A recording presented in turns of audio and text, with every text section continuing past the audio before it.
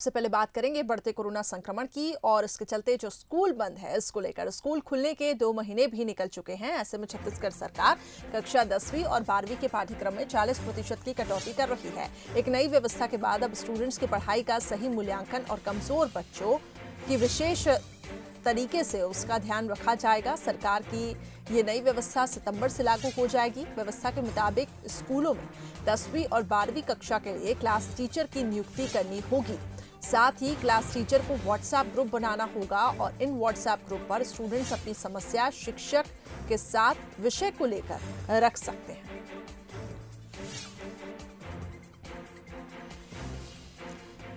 तो करीब 30 से 40% सिलेबस कम किया जाएगा और इसके साथ ही स्कूलों को क्लास टीचर की नियुक्ति करनी होगी। 10वीं और 12वीं के छात्रों के लिए नियुक्तियां होंगी और क्या कुछ व्यवस्थाएं इसमें देखने को मिलेगी, हमारे विशेष संवाददाता मोहन तिवारी जुड़ चुके हैं। मोहन, 10वीं और 12वीं के छात्रों के सिलेबस में कटौती की जा रही है और किस तरीके से व्यवस्थाओं को दुरुस्त किया जा रहा है?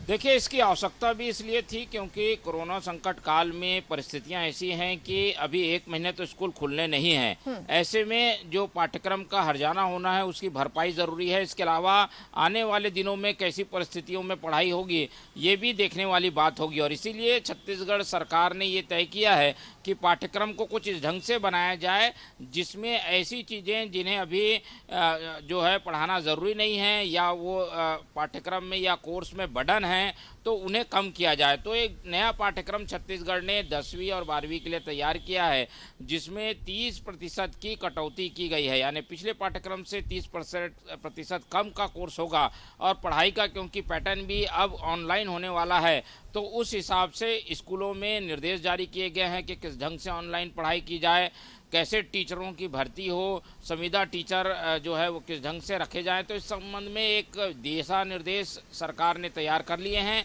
इसके अलावा नया कोर्स भी तैयार कर लिया है। कल इसे अपलोड किया जाएगा सबके लिए ताकि लोगों को पता चल सके किस ढंग का पाठ्यक्रम है।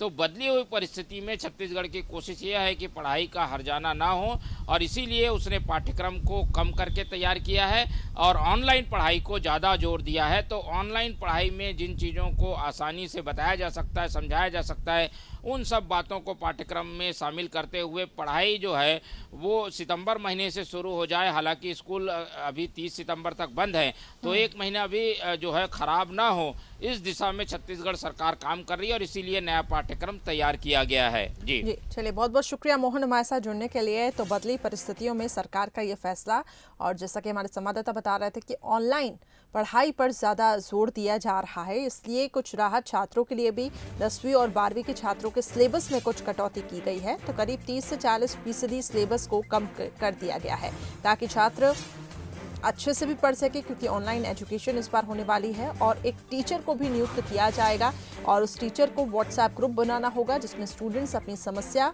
और शिक्षक उस विषय के बारे में जानकारी एक दूसरे से आदान प्रदान कर सकें।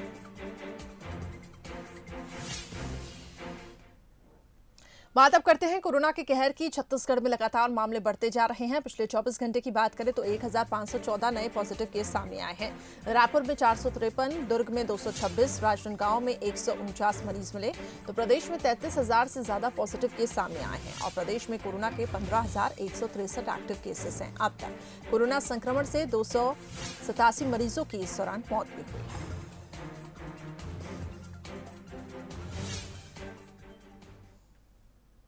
वहीं खबर रायपुर से ही, जहां ईओडब्ल्यू और एसीबी के दफ्तर में कोरोना ने दस्तक दे दी है। 4 अधिकारी और कर्मचारी कोरोना से संक्रमित पाए गए हैं। दोनों कार्यालयों को 5 सितंबर तक सील कर दिया गया है। एसीबी और ईओडब्ल्यू के कर्मचारी घर से अब काम करेंगे। तो 4 अधिकारी और कर्मचारी संक्रमित पाए गए हैं कोरोना से, जिसके बाद दोनों कार्यालयों को 5 सितंबर तक सील कर दिया गया। अब एसीबी और ईओडब्ल्यू के कर्मचारी वर्क फ्रॉम होम करेंगे।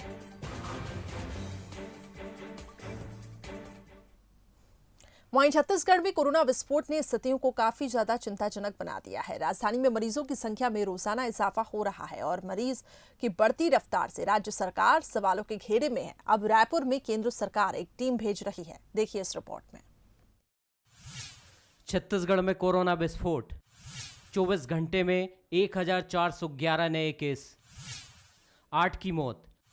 Active case 14,237। राज्य में मरीजों की संख्या अब तक 31,503। कोरोना हॉटस्पॉट बनी राजधानी रायपुर में रोजाना 300 मरीज मिलने से कुल मरीजों की संख्या 14,000 के पार हो गई है। ये आंकड़े सोचने के लिए मजबूर करते हैं कि आखिर राज्य में कोरोना इतनी तेजी से क्यों बढ़ रहा है। मई के महीने में 7 लाख मजदूरों की राज्य में एंट्री के बाद से कोरोना ने जो रफ्तार पकड़ी वह अब 31,000 को पार कर चुकी है। राजधानी रायपुर को लेकर केंद्र ने चिंता जाहिर की है। केंद्र ने रायपुर को कोरोना नियंत्रण की विशेष निगरानी के लिए चुना है। इसके लिए एक विशेष टीम जल्द ही रायपुर पहुंचेगी। उधर बिगड़े हालातों को लेकर अब बीजेपी और हमलावर हो गई है। एम्स के डायरेक्टर बताया थे वेंटिलेटर आए हुए हैं, राज्य सरकार उसको ले नहीं रही है। तो ये सरकार पूरी तरह कोरोना के संक्रमण से, कोरोना की महामारी से निपटने के लिए जितना गंभीर होना चाहिए उतनी गंभीर नहीं है। और इसलिए देश के 3-4 राज्यों में केंद्र की टीम आ रही है, उसमें रायपुर, छत्तीसगढ़ में भी एक टीम आ रही है, क्योंकि राज्य सरकार पूरी तरह लापरवाह हो गई।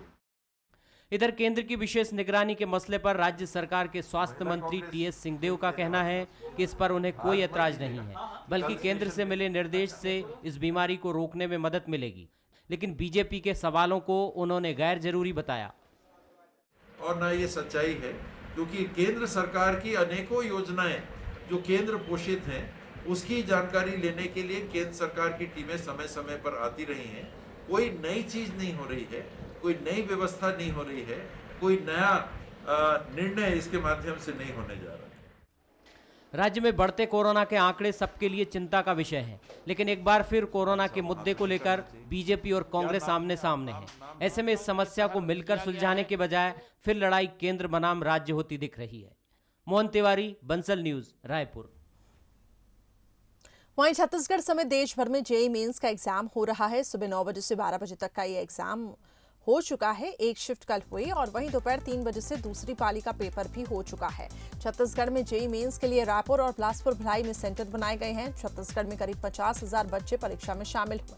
प्रदेश की भूपेश सरकार ने कोविड संक्रमण को देखते हुए बच्चों को मुफ्त परिवहन सेवा देने का फैसला भी किया। अभी का एग्ज़ाम इजी आया था, मैथ सेक्शन थोड़ा सा टफ था, बाकी इजी आया था पेपर।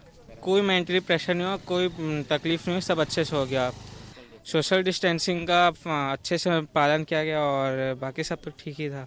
और सैनिटाइज कर रहे थे टाइम पे, सैनिटाइज़र वगैरह से। एनटीए जैसा कहा था एग्जैक्टली मतलब अच्छा था, जैसे भी बोले तो और कुछ कर सकते थे, जैसे सैनिटाइजेशन टनल हो जाए तो ज़्यादा अच्छा रहेगा, तो पूरा बॉडी सैनिटाइज जैसे हो जाएगा। लेकिन जितना बोला गया है उतना किया गया है तो अच्छा था। हम एग्ज़ाम को अपोज नहीं करते, पर वहाँ मतलब हम दूर दराज से आएंगे तो लोग आएंगे तो ट्रैवलिंग के लिए ज़्यादा कॉस्ट पड़ रहा है, ऊपर से बाढ़ भी है, इसीलिए ट्रबल हो रहा था। पर देखा जाए तो अभी सही है सब। वहीं छत्तीसगढ़ में हाईकोर्ट से कांग्रेस को झटका लगा है। दरअसल कुरुद नगर पंचायत में कांग्रेस भवन के लिए जमीन आवंटित किए जाने के प्रस्ताव पर हाईकोर्ट ने रोक लगा दी है। एक जनहित याचिका दायर कर प्रस्ताव पर आपत्ति जताई गई थी। कुरुद नगर पंचायत ने कांग्रेस पार्टी को भवन निर्माण के लिए 30 वर्ष की लीज पर जमीन निःशुल्क दिए जाने का प्रस्ताव पारित किया था, जिसके खिलाफ हाईकोर्ट में जनहित याचिका दायर हुई थी। याचिका पर सुनवाई करते हुए हाईकोर्ट ने आगामी सुनवाई तक प्रस्ताव पर रोक लगा दी है। वहीं आपको बता दें कि कुरुद नगर पंचायत ने 22 जून को प्रस्ताव पारित किया था।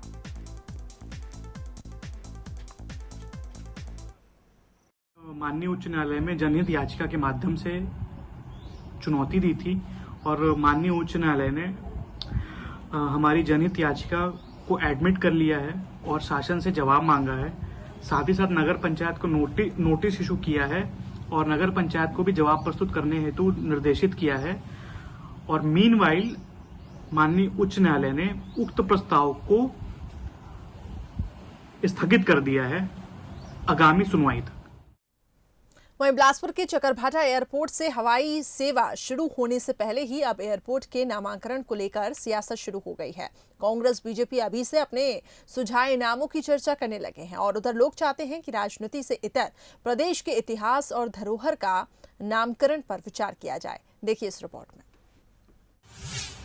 पहले हवाई सेवा की मंजूरी पर सियासत, अब एयरपोर्ट के नामकरण पर राजनीति। बिलासपुर से हवाई सेवा को शुरू करने की केंद्र से मंजूरी क्या मिली, इस पर कांग्रेस बीजेपी दोनों श्रेय लेने में लग गए। यही नहीं, इसके साथ ही अब एयरपोर्ट के नाम को लेकर भी सियासत शुरू हो गई है। राजनीतिक पार्टियां अपने अपने सुझाए नामों के पक्ष में माहौल बनाने में लगी हुई हैं। कोई मां महामाया का नाम सुझा रहा है तो कोई एयरपोर्ट का नाम महापुरुषों के नाम पर रखने की बात कर रहा है। लेकिन शहर की जनता चाहती है कि राजनीति से इतर प्रदेश के इतिहास और धरोहर पर नाम रखा जाए। खास तौर पर इसके लिए बिलासपुर की पहचान अरपा, वीरांगना विलासा, मिनी माता और राज रत्न देव जैसे नामों का प्रस्ताव भी रखा गया है। वहीं लोगों का ये भी मानना है कि नाम से पहले काम को प्राथमिकता दी जाए, एयरपोर्ट को 2C से 4C कैटेगरी के लिए तैयार किया जाए। निश्चित तौर पे मुझे लगता है और हमारी मांग है कि चकरभाठा जो एयरपोर्ट है उसका नाम वीरांगना बिलासा के नाम से हो, या छत्तीसगढ़ के प्रथम राजधानी रतनपुर के निर्माणकर्ता राजा रत्नदेव के नाम से हो, या फिर हमारी अंतःशरीरा अरपा नदी के नाम से हो। इस प्रकार से कोई भी हमारे जो इस क्षेत्र के जो महापुरुष हुए हैं, यहाँ के इतिहास है, उन लोगों के नाम से रखना ज़्यादा सार्थक होगा बनिस्बत कोई राष्ट्रीय स्तर के महापुरुषों के नाम। उधर कांग्रेस नेताओं का आरोप है कि बीजेपी देश की हर समस्या पर विवाद खड़ा करती है। उसी तरह एयरपोर्ट के नाम को लेकर भी विवाद खड़ा कर रही है, जबकि जनता की मांग 4C लाइसेंस की है। बिलासपुर की जनता की लड़ाई ये है कि मोदी जी हमको 4C लाइसेंस जारी करें। मैं यहाँ के सांसद से कहूँगा कि जिस तरह देश की हर समस्या में विवाद पैदा करवाती है भारतीय जनता पार्टी, उसी तरह यहाँ नाम को लेकर विवाद के पीछे भी उसी का षड्यंत्र है। 4C लाइसेंस की बात करें, विमान कब उड़ेगा उसकी बात करें, लेकिन भारतीय जनता पार्टी और RSS का चरित्र है कि जब कोई काम नहीं होता तो विवाद पैदा करवा दो। तो नाम को लेके विवाद पैदा कराने का काम उनके लोग कर रहे हैं। वहीं सांसद अरुण साव का कहना है कि कुछ नामों को लेकर चर्चा हो रही है, आपस में बैठकर तय कर लिया जाएगा। चाहे महामाया माता के नाम पर रखने का हो या बिलासा दाई के नाम पर रखने का हो, लेकिन बिलासपुर के लोगों को हवाई सुविधा मिले और हवाई अड्डे के नामकरण को लेकर इसका आपस में मिल बैठकर निराकरण कर लेंगे। ये दोनों प्रस्ताव भी जो आए हैं, हम सब लोग मिल बैठकर एक अच्छा नाम इस हवाई अड्डे का रख लेंगे। फिलहाल चकरभाठा एयरपोर्ट के नाम को लेकर शहर में राजनीति गर्म है। जरूरत है सियासत छोड़ 3C और 4C लाइसेंस के लिए कोशिश करने की, ताकि महानगरों के लिए भी लोगों को हवाई सुविधा मिल सके। उमेश मौर्य, बंसल न्यूज, बिलासपुर। चलिए अब आपको दिखाते हैं हाथी की दो तस्वीरें। पहली तस्वीर कोरबा के कटघोरा इलाके की है। यहाँ सड़क किनारे घायल हाथी मिला है। वन विभाग की टीम तुरंत मौके पर पहुंची। बताया जा रहा है कि जंगल में 43 हाथियों का दल घूम रहा है। दूसरी तस्वीर कोरिया के भरतपुर की है। यहाँ के जुइली जंगल और बड़वार इलाकों में हाथियों ने दहशत फैलाई है, फसलों को रौंद कर रख दिया है।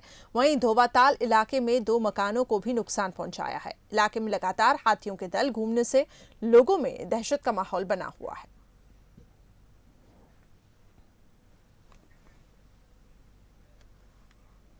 वही खबर अब जशपुर से मिल रही है, जहां तेज रफ्तार कार ने बाइक सवार को रौंदा है। हादसे में बाइक सवार की मौके पर ही मौत हो गई है। सीसीटीवी में ये पूरा घटनाक्रम कैद हुआ।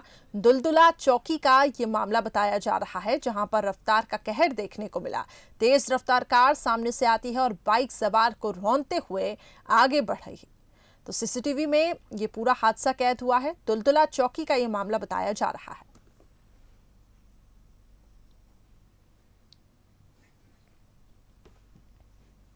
वहीं जशपुर में घाट पर एक गर्भवती महिला को अस्पताल पहुंचाया गया। गांव में सड़क और पुल नहीं होने से महतारी एक्सप्रेस नहीं पहुंच सकी है। इतना ही नहीं, 5 किलोमीटर पैदल चलने के बाद भी महतारी एक्सप्रेस नहीं पहुंच सकी। मजबूरी में निजी वाहन किया गया, फिर महिला को अस्पताल में भर्ती किया गया। वहीं आपको बता दें कि पोटा पानी और सुनईपुर के बीच 5 किलोमीटर की सड़क ठीक नहीं है। ग्राम पंचायत तंबाकछार ने जबला तक पहुंचकर एकमात्र साधन है जिसके जरिए ये सभी ग्रामीण पहुंचते हैं।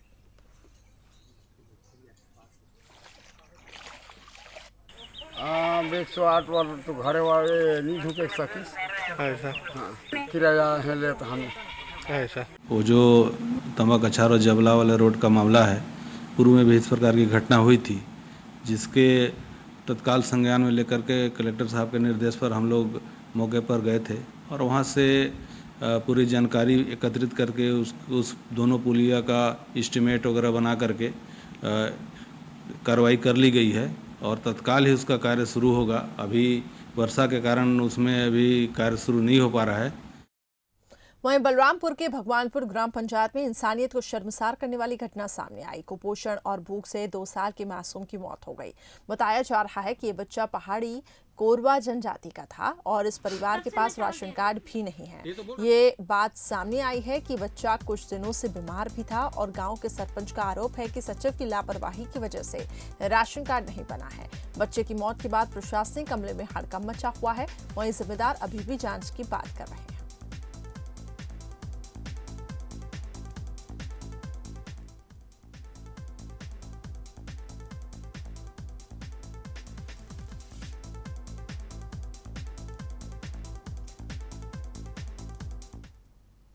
वहीं रायपुर से अब खबर, नक्सलियों के बड़े नेता गणपति के समर्पण की कवायद तेज हो गई है। गणपति के समर्पण की चर्चा से छत्तीसगढ़ में हलचलें तेज हो गई है। पड़ोसी राज्य तेलंगाना से समर्पण की खबरें आ रही हैं। आईपीएस के विज ने ट्वीट करते हुए 30 साल से सक्रिय है गणपति, ये लिखा और इसके साथ ही बीमारी के कारण छत्तीसगढ़ में गणपति सक्रिय नहीं है। अब ऐसे में खबरें ये हैं ये नक्सली समर्पण कर सकता है। ऐसी खबरें तेज हो गई हैं। समर्पण की कवायदें, नक्सलियों के सर्वोच्च नेता हैं गणपति और समर्पण के चर्चा सामने आई। छत्तीसगढ़ में हलचल तेज हो गई। विशेष संवाददाता मोहन तिवारी हमारे साथ इस खबर पर अधिक अपडेट्स के लिए जुड़ चुके हैं। मोहन, एक ट्वीट सामने आया जिसमें ये बताया जा रहा है कि छत्तीसगढ़ में हलचल तेज हैं, गणपति कभी भी समर्पण कर सकता है, आत्म सरेंडर कर सकता है। बिल्कुल, देखिए छत्तीसगढ़ का जो बस्तर का इलाका है जो कि नक्सल प्रभावित है, वहाँ पिछले 30 साल से आतंक का दूसरा नाम रहा गणपति अब कुछ सालों से सक्रिय नहीं है और इसकी वजह है कि उसकी लगातार जो बीमारी है वो बढ़ती जा रही है। अब ये खबरें आ रही हैं क्योंकि वो मूल रूप से रहने वाला आंध्र प्रदेश तेलंगाना का था, इसलिए इन दोनों राज्यों में से एक में वो समर्पण करना चाहता है और इसके लिए उसने सत्ताधारी जो दल है उसके नेताओं से संपर्क भी किया है। लेकिन छत्तीसगढ़ के लिहाज से ये इसलिए महत्वपूर्ण है क्योंकि पिछले 30 साल लगातार वो पूरे बस्तर के इलाके में सक्रिय रहा और वहाँ की जो अलग अलग नक्सलियों की कमेटियां हैं उसका संचालन करता रहा और इस दौरान उसने कई बड़े घटनाओं को अंजाम दिया। कई जवानों की मौत मामले में उसे मास्टर माइंड माना गया है। ऐसे में छत्तीसगढ़ की अब निगाहें इस बात पर होगी कि क्या गणपति किन शर्तों के आधार पर समर्पण करता है, तो क्या जो उसने यहाँ पर अपराध किए हैं वो सारे अपराध क्या चलते रहेंगे, खत्म हो जाएंगे। और इसीलिए हम देख रहे हैं कि लगातार जो इस पूरे नक्सली मुहिम से जुड़े हुए पुलिस अफसर हैं उनकी ओर से प्रतिक्रियाएं आ रही हैं और जैसा कि हमने देखा कि सोशल मीडिया के माध्यम से आईपीएस के विज ने इस बात के संकेत दिए हैं कि जल्द ही गणपति का जो समर्पण है वो तेलंगाना में होगा। इसके लिए छत्तीसगढ़ को अपने आप को तैयार करना होगा, कुछ ऐसी रणनीति बनानी होगी कि समर्पण होने के बाद क्या छत्तीसगढ़ में जो अपराध हुए हैं उसके लिए उसे यहाँ ट्रायल जो उसका चल रहा है उसमें उसे प्रस्तुत होना पड़ेगा या समर्पण में कुछ ऐसी शर्तें होंगी जिससे कि वो उसने जो छत्तीसगढ़ में अपराध किया है उससे वो बच जाए। इसलिए छत्तीसगढ़ के लिहाज से काफ़ी महत्वपूर्ण है। छत्तीसगढ़ अपनी तैयारी कर रहा है। 1-2 दिन में ये खबर मिल पाएगी कि क्या गणपति जो है वो तेलंगाना में समर्पण करता है या नहीं। जी चलिए, बहुत बहुत शुक्रिया हमारे साथ जुड़ने के लिए। तो छत्तीसगढ़ में हलचलें तेज हो गई हैं। नक्सलियों के बड़े लीडर में से एक माने जाते हैं गणपति और खराब स्वास्थ्य है। ऐसे में अटकलों का बाजार काफी गर्म है कि वो किसी भी वक्त समर्पण कर सकते हैं, लेकिन कुछ शर्तें होंगी, ये देखने वाली बात होगी।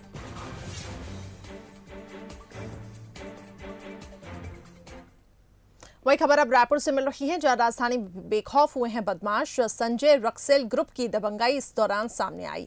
युवक को अर्धनग्न कर लाठी से पिटाई की है और पिटाई का वीडियो बनाकर सोशल मीडिया पर खूब वायरल किया है। अबे राणे संजय रक्सेल ग्रुप की दबंगाई है ये, जो इस वीडियो में कैप्चर हुई है। युवक को अर्धनग्न किया गया, युवक रोता रहा, बिलखता रहा, लेकिन ये क्रूरता यहाँ पे दिखाई इन लोगों ने। लाठियों से पिटाई की है और पिटाई का फिर वीडियो भी बनाया है।